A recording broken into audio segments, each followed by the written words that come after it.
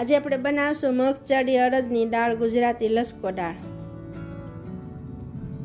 એના માટે આ ટમેટાં અને લીલા મરચાં, કોથમરી, આદુ મરચાં લસણની પેસ્ટ છે, ખાંડેલું મરચું છે, ડુંગળી, લસણ.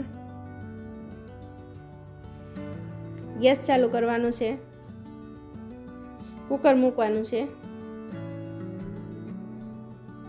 એમાં આપણે દાળ હોય એ પ્રમાણે તેલ નાખવાનું છે.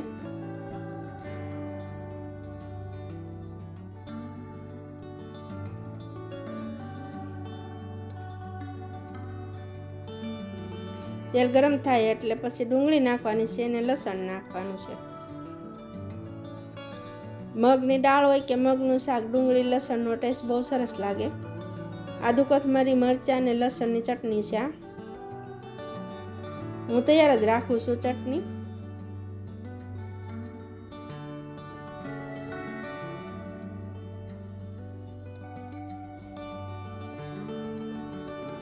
હળદર નાખવાની છે.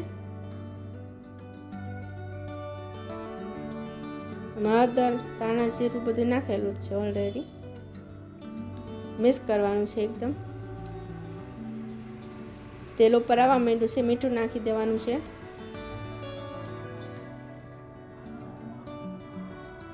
ટમેટાં અને મરચાં નાખવાના છે, લીલા અને કોથમરી નાખવાની છે. મિક્સ કરી દેવાનું છે એકદમ સરખી રીતના હલાવી નાખવાનું.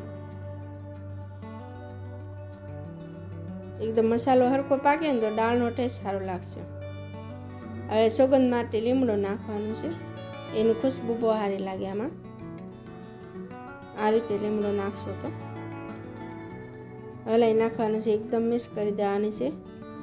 તીખી અને ટેસ્ટી મગની દાળ છે.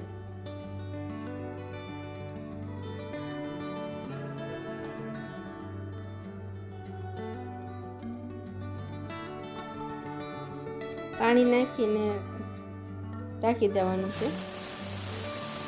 સીટી વગાડવાની છે, 2 થી 3 જ છે. એમાં ઓછી સીટીની જરૂર પડે છે. તો તૈયાર છે એકદમ કાઠિયાવાડી ટેસ્ટી મગચડી લસકો દાળ. આપ જોઈ શકો છો.